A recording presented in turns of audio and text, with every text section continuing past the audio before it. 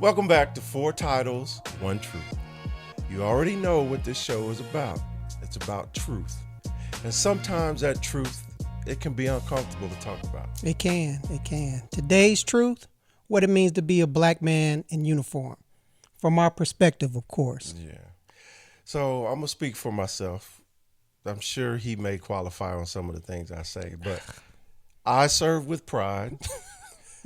I wore the uniform with honor, but I also carried something extra. Would you? Yes. Sorry, Major. I did the same thing. I didn't Okay. know. Okay. He was always off somewhere. I Same, don't know same what he stuff. was doing. But anyway, Same pattern. we also carried that weight of perception, the pressure to represent, and the constant need to prove ourselves. So let's talk about race. Yeah. Respect and reality in the ranks.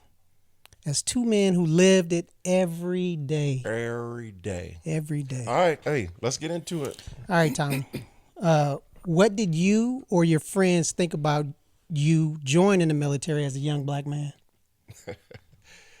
Okay, so I'm going to preface this by explaining a little bit about me, right? I was born in a black neighborhood on the black side of town. Mm-hmm. But from kindergarten to sixth grade, I was bused. My sister and I were bused. She's 2 years older than me, out to a Christian school. Okay. And throughout our time, there was an average of 2 black people in that school, and that was me and my sister. Okay.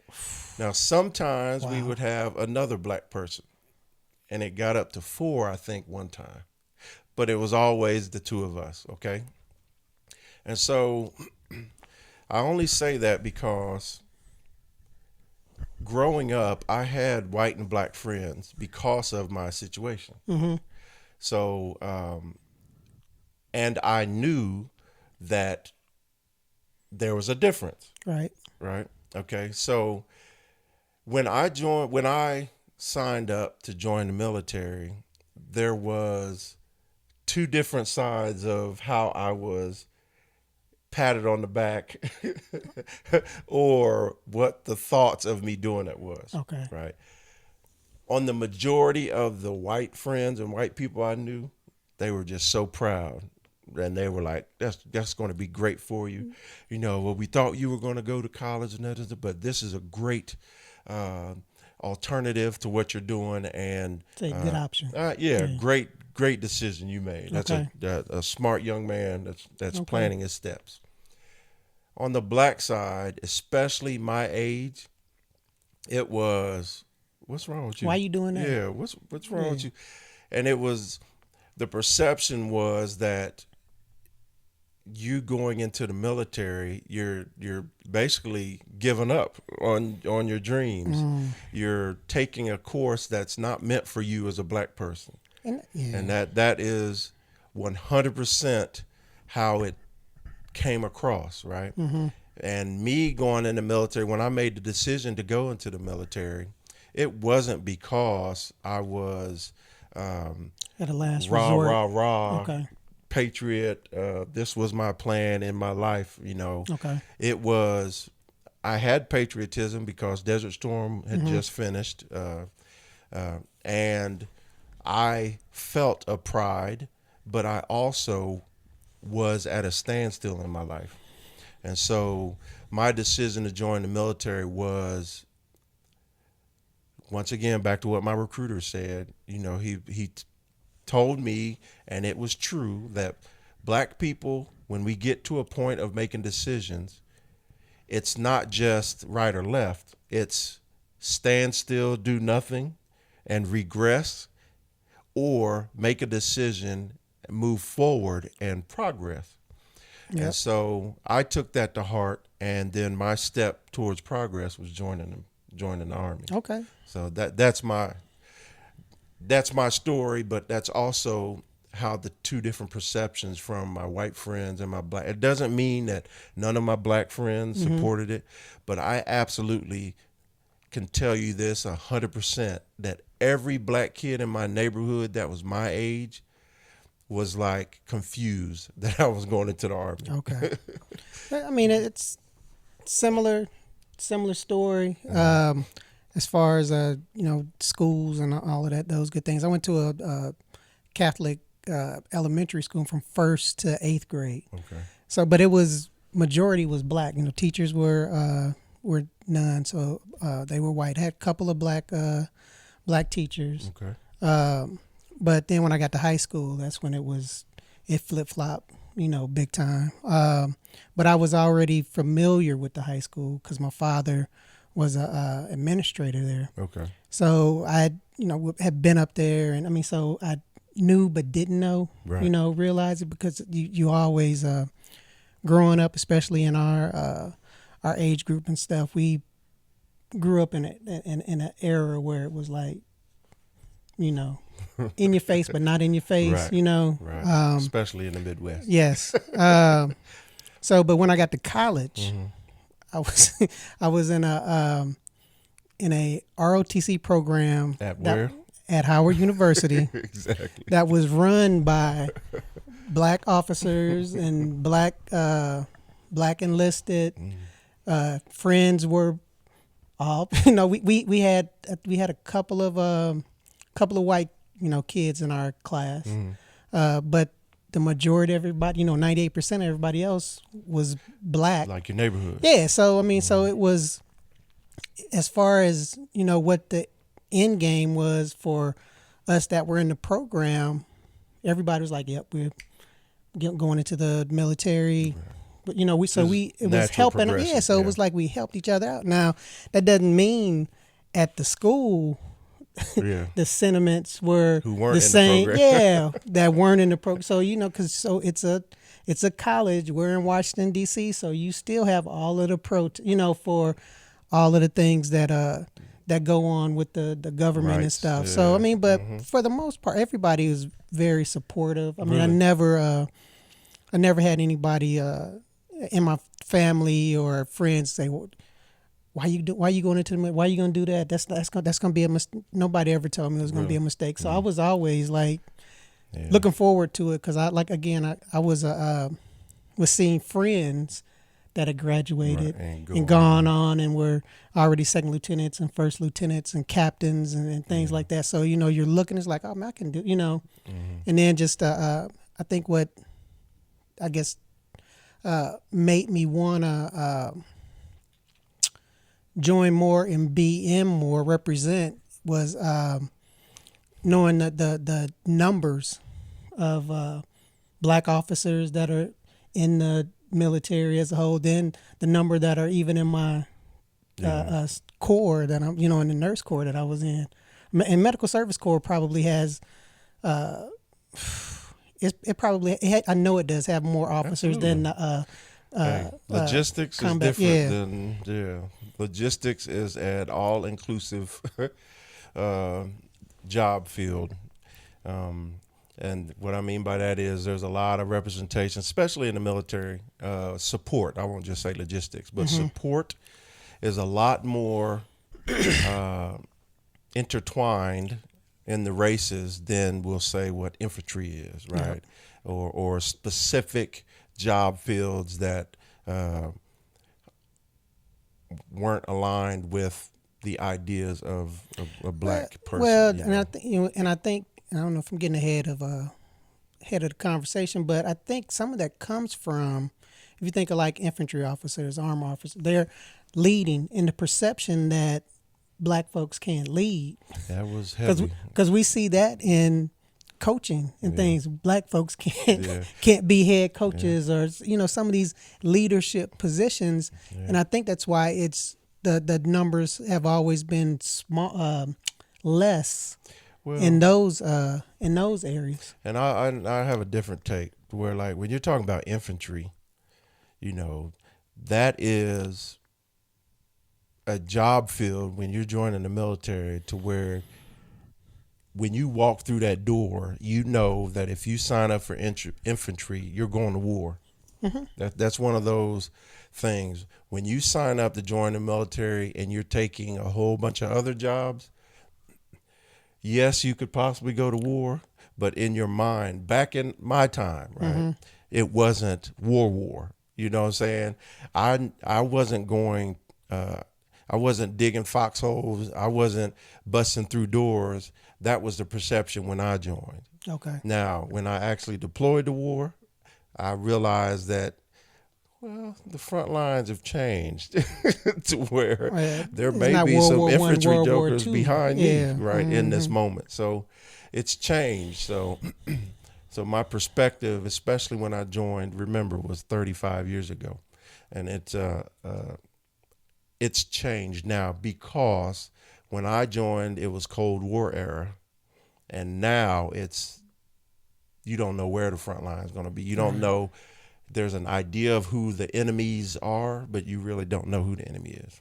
All right. All right. So, um, how did being black and being a black man in uniform shape the way you were seen by your peers, subordinates, or leadership? And this is a tough question because there's a lot to this question. But what's your Well, answer?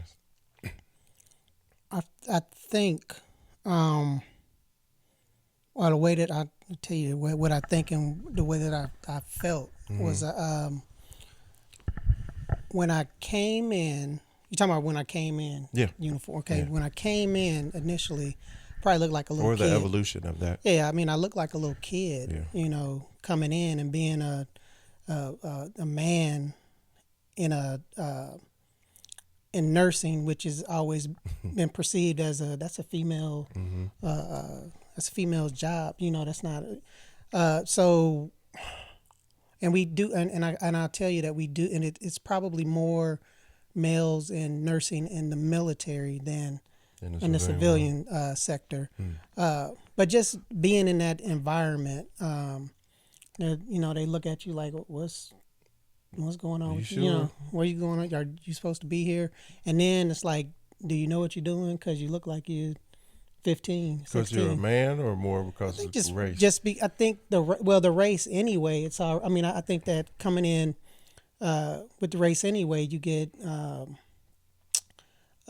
stereotype labeled 100%. as you may not know 100%. as much, or you are coming from the school. If you're not coming from a big time school that was big in 100%. nursing or ranked in the thing that you don't know. But we all take the same test for Yeah. for our license. We I mean, you have to pass the NCLEX in order to be A nurse. to be Yeah. to get your RN. So it's like we learn the same stuff. You know, we all tick the same way. But it was I think for some of the subordinates, and when I say talking about subordinates, talking about some of the black kids, you know, the younger black kids, like, oh man, you know, young black man, you know, some of the medics and things like that. Well, I could go and do, because you know, you talk to them like, yeah, man, you could do this, you could go to school, you don't even have to be a nurse, you can be a PA, you can be a physical therapy. I mean, so you try to like, hey, you can do this. Take that ceiling off. Yeah, I mean, because you tell them your stories, like, I'm from East St. Louis. Yeah. You can do it. I'm not from a big city Beverly or big town. Hills, Yeah, you know, something like we're that. from. I I mean, got from you. a small town. You know, you don't have to be from a big place or go to a big school. You know, a big school. I was fortunate to grow up with a good education, good parents that pushed that piece of it to me. Then getting to go to the university where I did, where I got going to Howard and getting that diversity and getting that dose of pride and That injection. yes, and I Yeah. mean, and it was I needed it. It was good. So So let me ask you a Yeah. secondary question. Your first few 3 to 5 years in the military, can you say now that you felt a racial? I'm talking about not what you knew because white, black, and other races. I mean, did you feel that there was a hold or pressure on you strictly related to you being black in your first few years in the military? I'm gonna say if there were, I wouldn't notice them because I was trying to learn. I mean, my whole focus when I came in and I started was being the best nurse that I could be. Yeah.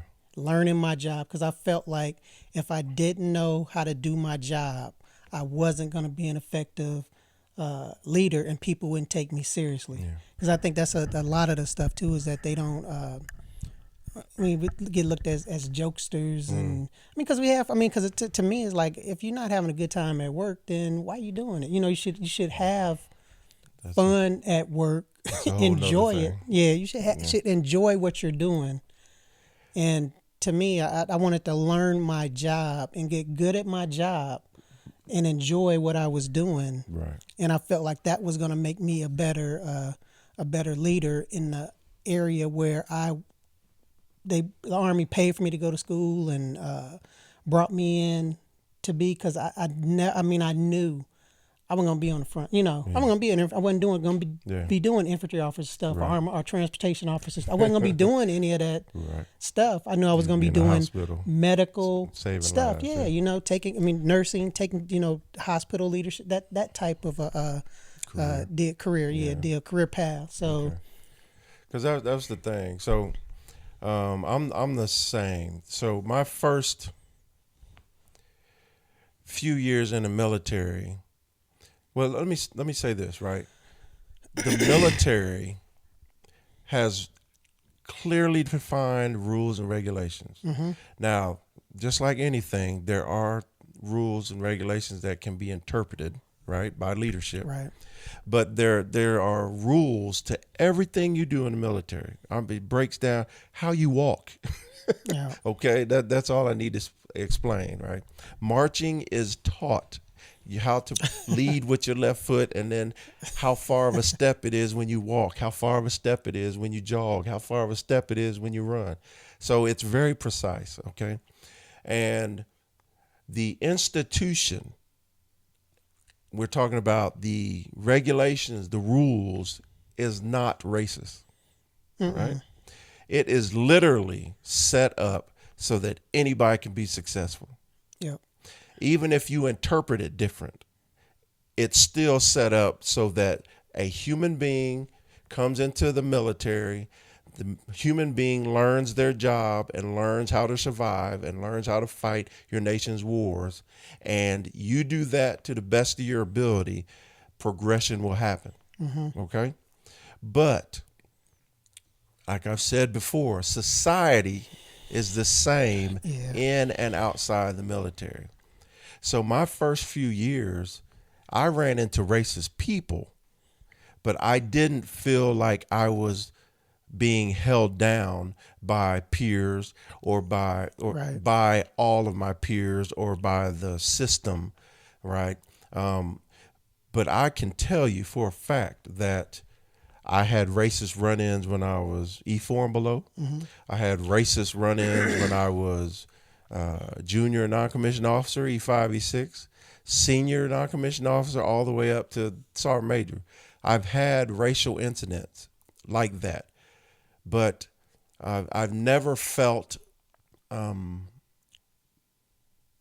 being able to progress because somebody was holding you right back or being discriminated against, or not being able to go to a school or exactly any of those like things. you said. I always felt that if I was the best I could be, then promotion was going to happen. Then leadership opportunities were going to open up. That's how I felt. Throughout my career, I always felt that if I did the best, I would have to, if I did my best, I would be successful. But my opinion, there is a misunderstanding of when you step from wherever you come from in the civilian world, and when you step into the military, you're going to have to adjust and adapt to be successful in that pipeline. And I think some people misinterpret that as maybe a touch of racism or a touch of being held down, held back. Because I can tell you, especially when I was a drill sergeant, the kids had come in, right? And I can say this confident, when I was a drill sergeant, the hardest workers when I was a drill sergeant were white women, then black women, then white men, then, well, let me start off, let me be correct. It was white women were the hardest workers. And what I mean by that is they gave everything. Some of them were successful, some of them were outstanding, some of them failed. But they came in and they seemed to be focused on what they were going to do, right? They made the decision to join the military. They accepted that it was going to be hard, and they accepted that they were going to do the best they could. This is my take. And I did 3 years as a drill sergeant. And black women came in the same way. They came in with that that same, I made this decision. I know it's going to be tough, so I'm going to do everything I can. Then, and I'm not talking about all in any of these groups I'm mentioning, because of course you're always going to have some that are outside of the numbers, right? And then the different races were next, male and female, and then you had white men and black men. Now, my perception, and it was the same way when I was in basic training, is that most young black men that came into the military, including me, we didn't come in with a plan. You know what I'm saying? Okay. Most of us came in with the decision to be in the military, and we heard some good stuff. We made the decision to make a step towards progression and improving our life, but maybe I didn't completely understand what the military was when I joined. Right. I didn't understand the trials and tribulations that I could run to. It was simply a decision I made to make myself better, right? Right. And I knew that there were benefits, that it was beneficial to me to make this step instead of being stagnant in the town I grew up in, right? And a lot of young black men that don't have that plan, who are walking into the military without being fully informed, I think there's a negative impact that happens. Right. That's the key right there, is what you said. You had a plan. Yes. You had a plan. Yeah. And then And you got in it and Absolutely. used And when you see a white, black, or any color drill sergeant yelling at you and making you feel like less of a man, and your plan wasn't locked in, that I'm going to do this phase and it's going to contain these hardships, but I'm going to absolve all that because this is the end state, right? That trips up a lot of people, and it tripped up a lot of young black soldiers while I was a drill sergeant and when I was in basic training in service. So they see it as like it was a lack of respect towards them, it's or the culture. just It's the culture. You know what I'm saying? Like, I was a very aggressive drill sergeant, right? If you can't tell, I've been aggressive my whole life. And so as soon as you get off of them cattle trucks and you are introduced to your drill sergeant, it is not meant, the easier way to say it, it is our job as drill sergeants to immediately make you understand and feel how different the military is from the civilian life. Our job is to shock the crap out of you so that you now know, this is different. okay. And not out that's on the meant block. to open up. Yeah, this is the psychological part of drill sergeant, right? That shock is meant to like open up your perceptions so that you can adjust. It's meant to, from civilian to that first day of basic training, is meant to break you, right? Okay. It's meant to break you open like an egg so that you now can learn and grow as a soldier, as a military service member. Okay. That's what that day is for. Now, there are some drill sergeants out there that take it too far, and there are some drill sergeants that don't take it far enough. And so there are some soldiers when they're coming in that may not get broken open the way that they should. It should be a nice clean break, right? So you can grow. It shouldn't be dismantling to the point to where you no longer feel like you're worthy of living. Yeah. But and so culturally, you can take that as a black man, and somebody sitting there yelling at me, telling me what I am and what I can't do, and I'm garbage, right? The way I was raised, that another man is not going to sit there and tell me that, right? But if you have a plan and you understand what you're walking into, you can get through that. Right. And the only reason I made it through that basic training, because my dad was full of humble pie for me, right? My dad was absolutely, I had to walk a line. So I walked the line because I knew that Tom Jones had a hand that could palm a bowling ball, man. All right. But I knew that there were consequences, right? And so when I got into the military, being yelled at wasn't a problem because I knew I was going to do right. Right. Just following Yeah, direction. absolutely. I mean, it's And when just I some did discipline, wrong, learning that piece, and yeah, and when I did wrong, I knew Yeah. I shouldn't Yeah. have did that. And so the extra push-ups or the yelling, that didn't faze me. And so, but just think about if you're not used to that environment. Yeah. Matter of fact, just talk about what if you were raised by a woman, right? And your father wasn't in the picture, and now all of a sudden, and your mom could have been, 10 toes, standing 10 toes down and giving you the same heat that a father could have, right?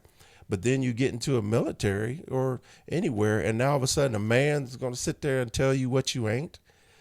That chip on a black man's shoulder is real. Okay. Yeah, and so seeing that in the military, it was sad, but it was also understood, and it was my job as a drill sergeant to try to know, and as a leader, to try to understand the cultural differences and try to figure out how to empower everybody so that they could so that they could get that process of being broken down and then built back up to be successful. Okay. Yeah. All right. So that's my portion of it. But yeah, that drill sergeant thing, that was, like I said, I had 3 goals in the military. Right. Drill sergeant was the first one. All right. Were there moments you felt you had to prove more than others because of your race? Yeah, absolutely. Okay. And that's where it goes back to the system.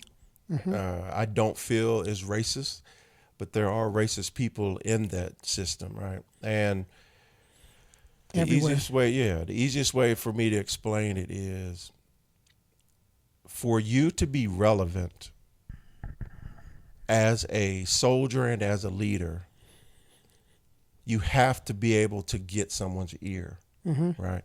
And and to touch on something that you had mentioned before, when people, I ain't even gonna just break it down by race right now. When people see a black person walking to you, a white person walking to you, an Asian, an Hispanic, there is a concern about what you're going to get from this individual walking towards you. And I have felt that before I had a chance to open my mouth, before I had a chance to execute, when I walk into the presence of some people, you can feel yourself being judged, and you can feel yourself being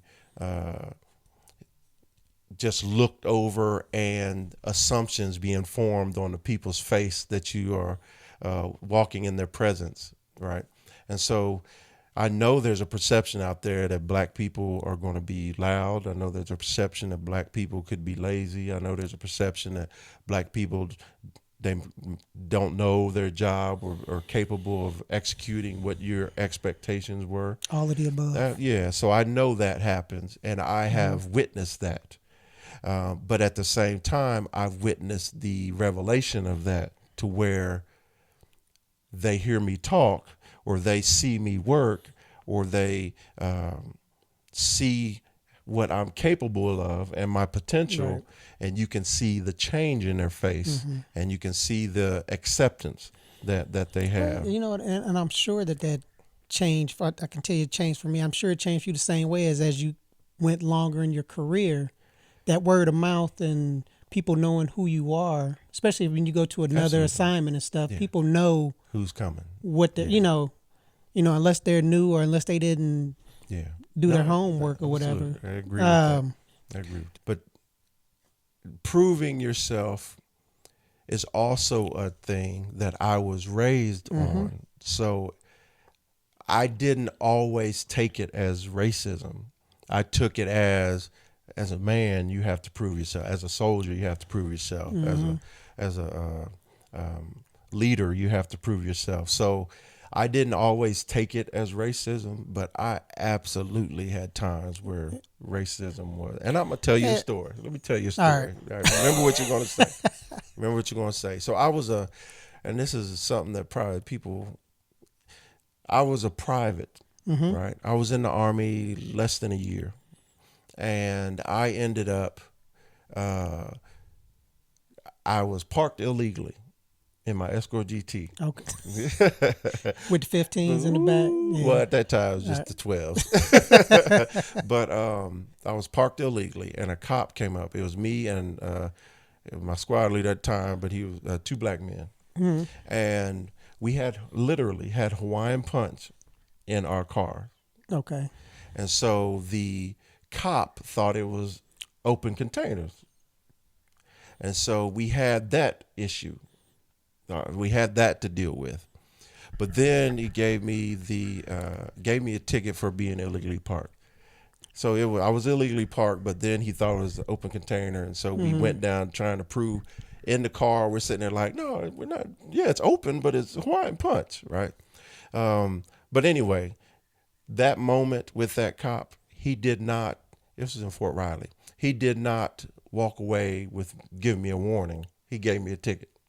All right, and that's a whole nother story. But I ended up going to court, and I was 19.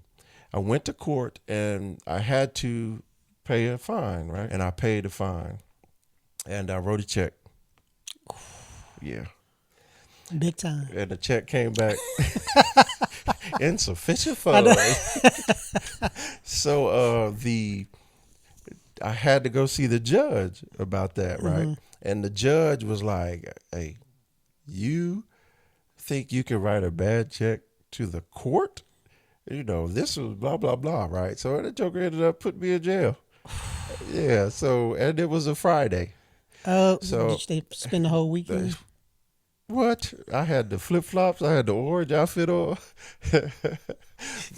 And I was in the county jail there for a weekend, right? As For a parking 19-year-old for bouncing the check. Well, yeah, but it started off from the parking illegally. Yes, and open container suspicion. But anyway, the platoon sergeant was an older white man, and I, as a brand new private, could have swore he was racist because I was just the way it seemed like he acted, and it wasn't because he was throwing out the N-word or anything. It was because, when you are in the military, you come together from different places. And I'm an Ohio person, and that's mainly where I've ever been. So it just seemed like, and I don't even remember where he's from, and I'm not going to say his name, but the bottom line is he could have got me for AWOL. He could have given me an Article 15. He could have just ruined my career right there, right? But he he came to visit me over the weekend, and then he also put me on pass. Yeah. Okay. And then when I came back, nobody knew except the platoon sergeant and my squad leader. You know what I'm saying? And so and I'm only telling the story because it made me remember that not everything in the military is going to be racism. There's going to be times when the system is going to reveal to you what it actually is. And in that case, I thought it was racism, but in reality, it was a platoon sergeant who didn't know me as a new private, who gave me orders to do things all the time. Why? Because I was a private, and my squad leader was an E4 promotable, and we were the best squad in the formation, so we got most of the tasks. I was driving everything, but I also got awards for supporting the He's getting them points. child in the yeah. But he's it racking up was them so points. much stuff going on. But all this time, I'm thinking this dude's racist, And even if he was, which I don't know because I was a private and I never really got the chance to develop a relationship, and I never saw him again. But I do know this: if he would have stood on his racism, he could have ruined me before I even got a chance, And so, Hit you with a nice Article yeah, 15. and that's my conversation to the people out there. If you're planning on joining the military, just know the system isn't racist. But you can, just like in life, you'll run into people that will hold stuff against you, not just racism, but stuff against you that could stop you. But if you keep pushing and then you find people that have the same type of mindset that you have, and then you all push towards success, you'll find it. Yeah. Yeah. I mean, it's, again, the system is not built to hold you back if you're doing, if you're performing, and it's because it's going to be racist people anywhere. It doesn't matter what industry you're in, what business, they're out there, and it's not everybody, but folks are out there. But yeah, I mean, I guess for me, I feel like that's something that I grew up with as far as being. I don't say being better, but just doing more. Feeling like I was doing overachieve. Had to do more so that it wasn't a question. It wasn't a question. It was like, yep, I did it. That's there are the facts. That's the data. Let's go. Let's keep on moving. So I always felt that, and then going through our program, I always felt that that's the way that they taught us. Those guys that had been on active duty knew how the system was, and it was different from, the system was whenever they were on active duty same time, but they were in before, long before we were, but they knew how it was. So they would train us, I guess, in a manner that it was above the standard, which was not bad. It was above hard. the standard, so that you would know more and you would look for, I guess, more look at more situations. It wasn't just looking at this was the task and this is how you go about it. We had were made to be better. Option 1, option 2, option 3. This could happen, this could happen, and this could happen. So I think that we have all, and I think that that's the way it was that's the way my father, my parents, family, attacked, who raised me. So, I mean, that wasn't something new or unexpected to me because I had come up with the mindset that I always, you had to be better, and then when I, my wife, one of her favorite things to say is, we tell our kids, it's like, don't give them a reason. Yeah, 100%. Don't give them a reason. 100%. So if you preparing for an interview or don't give them a reason to not, give you the job, or not to be able to explain why you're not qualified or whatever, take those, that's what I would tell. Make them show you. Yeah, I mean, that's what I would tell some of my soldiers and staff, be like, hey, take that, get that certification, get that certificate, get as much as you can so that you are overly qualified, go out for the different opportunities and try to scrub those different cases and stuff. People that work and operate know what I'm talking about. Try to do some of those more difficult cases and things like that. Try to learn, so it was one of those things where it was like, was it a time that I had? I mean, I feel like I was doing it. I feel like I was doing it all the time. I mean, even at this last assignment, I felt like it was. And I don't know if it was because I was Black or what, but I'm sitting there as a colonel with 27 years in the operating room environment trying to tell and express stuff, and you're still getting pushback from folks that are like, Yeah. and it's like you have, and I understand folks that, I mean, there's a lot of folks not, I mean, they're so into the literature says you have to do it like this, and this is, but it's like, how, that's not, I hear what you're saying, but that's not, Interpretation. that's not a, let's try to be realistic about some of this stuff, but again, was it ever a time where I felt like I had to? I probably never noticed it or paid attention to it because I was always trying to be as good as you can be. and I always felt like if I didn't get something it's because I did what I need. I did what I could. Yeah. And that's the way it was a lot of times with the with promotions, because that's with us. We're not getting points, but we're building building that promotion resume, between each So it stacks. promotions. So it but stacks yeah. and So it's like if you feel like you did everything, you did what was the standard to be promoted. And if you did, then it was like, okay, I need to do this, or I did 5 of these, or I did, then. So we weren't taught that racism was an excuse. No. Was the excuse you came up with to why you No. failed I mean, because we were taught to push so that we're qualified. I mean, unless it was some blatant That's stuff, what I'm saying, unless it was blatant where it was like, that was how that came, or if you know that you're sitting there up against somebody that's of a different race or whatever, and it's like that your stuff is up here and that and they're there, then it's like explain, and if they can't explain it to you, because you have to be able to, some of that stuff you have to be able to explain, like, I don't get it. Well, that goes back to that system, and I'll say this, right?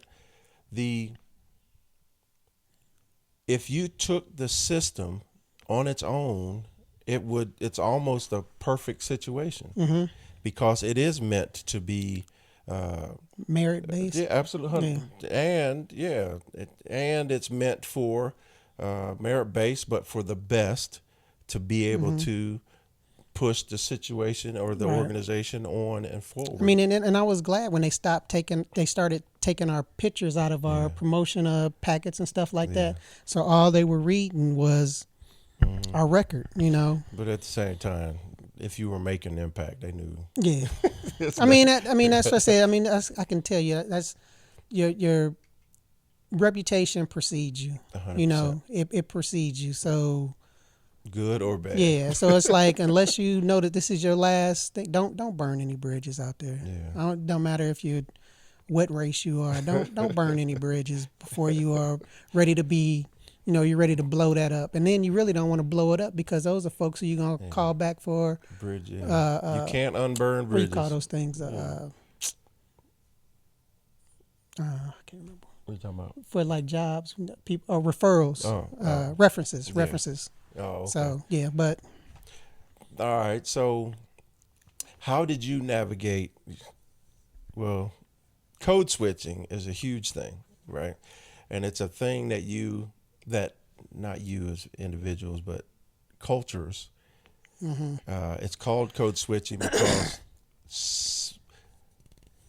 from culture to culture, you don't know how other people will react to the way that you were born and raised, right? And the way that you've developed into a human being. So code switching is where you are adjusting yourself so that you can fit into these different spaces that you will have to maneuver through.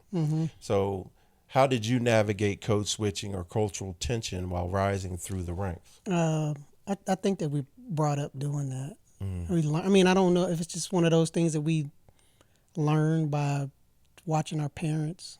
I think I've learned some of that by just watching my father interact with his in his environment.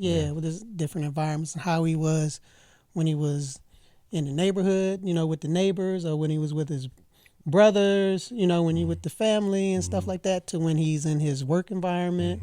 And it wasn't, it was just certain things that were tweaked and toned down a little, just so folks knew what he was saying. Understood what he was saying. Yeah. And Felt comfortable. That's the biggest thing. Yeah.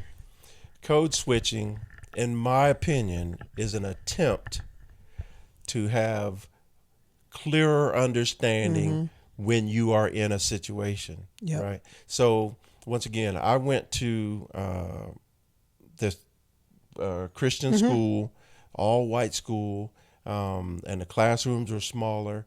So I grew up talking different than the kids in my neighborhood. And when I got back to my neighborhood, kids would make fun of the way I talked. And I would end up taking on the way they were talking, going back to it. But then when I got in the house or got back to school, I got in trouble for. Yeah, I mean, it's something like you were saying. But that's because you were young, you were learning, exactly, and I think that's. I mean, that's. You just, you did just. That's just how it was. Because everybody does it. Yeah, I mean, it was in a professional environment, then you're not gonna talk like you out on the corner or you are like in your backyard, playing spades. You're not gonna do that there, but you. I mean, so I guess in that manner, I would, but I will tell you when I was with other. Around other black officers or around other black soldiers or whatever, I would be a little, it would be a little, because it's like that's how everybody felt comfortable. That's the thing. Everybody felt comfortable talking. Everybody knew what you were saying in your, call it your slang, however, your gestures or what you were talking about or what you were joking about. And it wasn't anything that was, it wasn't anything dealing with race or, it was just, that's the environment. Was the dialect, just all of that, those things like that. So, I mean, it's a, I think that's something that I can say that's something that I learned over the years. And you just have to know your, and it's necessary, and I feel like it is necessary.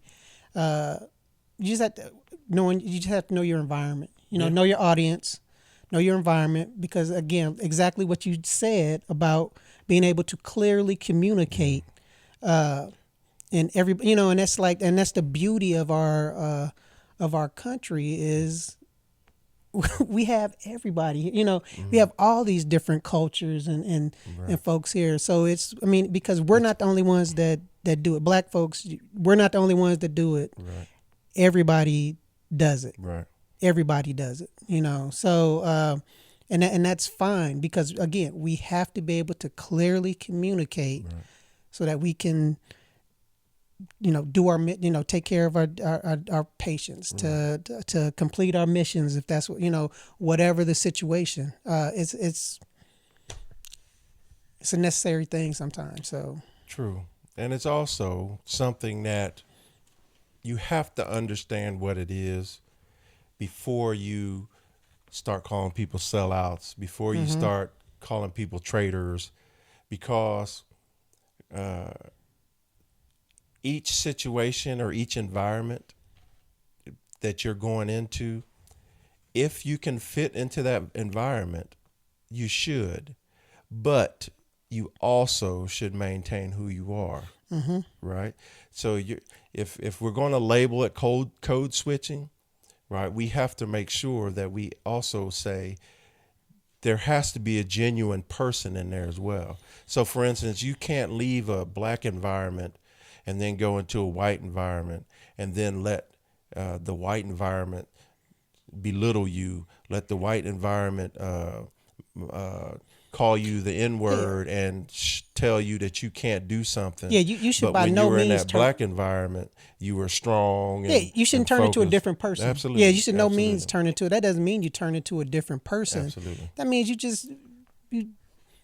tone down. You mess with the Twitter and the triple. So the bass. So you just 100%. adjust it, but you don't change who you are. And then if it is some silliness going on, you call that Silliness out. That's silliness out. Yeah. So Just put it this way: if you're from the black neighborhood. I ain't gonna put race in this. You're from a neighborhood, right? And you act one way in that neighborhood. mm-hmm. It's usually wide open and fun. I'm talking to your kid now, right? But then you go to school. You can't act the same way in school that you acted when you No, were in the neighborhood, right? And then you leave school and go to church. You can't you act don't the act the same same way way in in church that church. you act in school or that you act at home, right? And No. that's why I say code switching it's a tough word Mm-hmm. because there's a lot that comes with that title, but there are adjustments that you have to be. But once again, you have to be true to yourself. Yeah, some people look at it as negative, but Yeah. it's not it's not negative. It's not selling out. Yeah. I mean, it's just Because I've been loud my whole life, mm-hmm. and I'm also a loud laugher, excuse me, and I'm also a loud talker, right? And I'm also short with people when I know what needs to happen, and that's in every group I'm around. So I'm still true to myself, but at the same time, you have to be able, because if I walk into a room full of Hispanics, I need to be able to at least be able to be understood, right? And relatable to them the same way if I walk into a white room, say an Asian room or a black room. Mm-hmm. And because of the military, I've been in all of those environments, and I've learned, not because of the military, but I've learned because of who I wanted to be as a person, as a leader. Mm-hmm. I've learned how to maneuver through those environments with everybody still knowing what my intent was. Yep. And if I failed, that's a failure on my leadership and my capabilities. Yep. So that's that's a tough one right there, because there's a lot of trigger words when you say code switching to people. Yeah. All right. All right. Did you ever feel you had to choose between authenticity and opportunity while you were in? Yes. Before I learned my voice. Okay. So when I was younger and I got pulled to sit into a squad leader meeting or sit into a platoon sergeant meeting or sit in the first sergeant meeting, I wasn't sure how to act sometimes my first time in those situations. Mm-hmm. And so I would be more quiet, or I would be more attentive, or just Mm-hmm. I would have to adjust myself because of the opportunity to sort of be accepted in that environment without being ridiculed or looked over in case because I needed to fit. Well, you need to learn 100%. I mean, I think that's every. I mean, that'd be my same response to that. Is like I had to learn and get comfortable with what I was doing Right. before I could say, no, that's not right, or Right. what do you? No, hold up, let's stop. You know, Right. I mean, anything that's unsafe, you always stop that Yeah. for sure. But to be more vocal, I could tell you in my environment where I was working, because I was working with a lot of you get a lot of smart people, especially if they're doing their job. They might not be smart as far as army All stuff. around. Yeah, they might be smart in army stuff, but if they're doing their Certain topics. doing their they- job, they'll yeah, clean they're you doing up. their job. They know, for the What most they're part, doing, their right. stuff. So, yeah, I mean, I think that you have to be comfortable. You have to know your job, know what you're doing, and know whatever your subject, especially if it's a meeting or something like that. Right. Have some type of idea of what what you're talking about, so that you can be. And then being black, you're already not looking. He don't know what the hell's going on. So you're already in that situation where it's like, okay, I have to know what the lingo, know the situation, so that I can speak on it and be heard. Right. And understand. Yeah. And you become authentic when you get more comfortable in those situations, when you gain more knowledge and more experience. Yep. So I absolutely 100% would agree that it's evolution, right? Yeah. You have to evolve as a human, period. Yep. Then you have to evolve on your situation, whether it be husband, whether it be father. Then you have to evolve in your job. Yeah, You have to. that's any race. Yeah, because Any race, anything that you're doing. if you don't, then you're going to be standing still or failing your Yep. whole life. Because this I'm real. This is who I am. Yeah, it was maybe Peace. 2 years ago, but now you need to be somebody else. Yeah.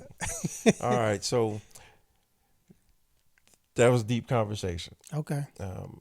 What advice would you give young Black service members trying to find their voice and path in the military? Probably the best advice. I mean, is if you're listening to us now, is like have a plan. Yeah. You know, have a plan. Then whenever you get in, regardless if you're enlisted or officer, use the different programs and things that are offered to you, that are there, that are free. You know, when you go to some of these the different schools, the basic school, the advanced school, you know, I mean those leadership courses and things that you're learning, take that stuff seriously. Take you some notes, whatever you need to do, but those are things that you will absolutely be able to use and utilize outside the military if you don't make it a career. And just be yourself. It is, everything we're saying is that we're saying is that be proud to be, be Black or Hispanic or whatever your race is. Be proud to be that and be that person, but also know that you're dealing, you're with other everybody. cultures and stuff. So be sensitive to that also, and learn how to, to communicate. Be heard and communicate so that everybody understands. Yeah, everybody knows what you're saying because everybody has something to say. But yeah, be yourself and just take advantage of all the opportunities. And and I'm not saying, because people always say don't volunteer for anything. Yeah, that's true up to a point. Look and see, research it, see what it is, and then but volunteering has its benefits as well. Yeah. So his biggest thing was have a plan, right? So my biggest thing, the advice that I would give young Black service members trying to find their voice is, the more knowledge you gain, the more relevant your voice becomes. There's a lot of people before me, and I absolutely throw myself in there, because having representation at any table is valuable. Yep. And the people who served before you fought to get there. Yep. We cannot be replaced by people at that table who don't know what they're doing or don't know what they're talking about. So if you're not relevant because you don't have the knowledge, information, and experience to be at that table, then you're giving that seat up. Yep. You're either giving it up by not being invited back, or you're giving it up by, now they're like, oh, this joker. Is this how all of this type of person is? So my biggest advice is, you're in the military, learn the military, right? The rules and regulations on how you're supposed to present yourself as whatever rank you are, enlisted or officer. Learn your job so that you can become a master at your job. Absolutely. You're never going to be all-knowing at your job, right? But you can master your job. And then finally, you want to make sure that as a leader, you're employing everything to be the best leader you can be. Yep. And talk to some folks. It's okay to get to have mentors or a mentor or somebody who's but been make sure there. You have a mentor who's going to be honest with you. Right. Don't have select somebody that's going to tell you what you want to hear. Absolutely. Don't select a mentor who's made it to the top, and then the only thing they want to tell you is how they made it. Mm-hmm. That's not mentoring. Mentoring is helping you develop a plan, and then holding you to that plan, and correcting your course along the way. That's what a mentor is. All right. So those are two powerful things. One, have a plan, right? And two, seek knowledge, right? And seek information and seek experience. so that you have all that when you are chosen to be in these tough situations. All right. Like you said, there's no manual for being black, just like there's no manual for being black in uniform. But we learned, we adapted, and we left our mark. Yeah. If you're a young black soldier out there, just know you're not alone. Yeah. We see you, we hear you, and we were you. Yeah. And once again, a tough conversation. And we know not even our own races will always agree with how we talk. But that's why we preface this with it's our opinion. Right. At the same time, the takeaway should be if your situation was different, now you have an understanding of how somebody else sees it. Yeah. I mean, and this, I mean, what we talked about could be for, I mean, you could drop anybody in, you know, just Hispanics, Asian, you know, it's because all of our races, I mean, if you want to talk about facts and numbers and things like that, we're a small, very small percentage of the minority, of the armed services. Yep. And I can tell you, if I know for officers, we probably make up about 11% of the military. You know, so the Yep. so the other 90% are everybody else. And then as we go up in rank, and it's the same way for enlisted, as we go up in rank, those numbers shrink. Yeah. Just because the number of positions for pool. that those ranks shrink. Yeah. So, I mean, it's a thing. Yeah. Thank you for tapping into 4 Titles, 1 Truth. Keep walking your truth. And we'll see you next episode. Let's keep the conversation going, y'all.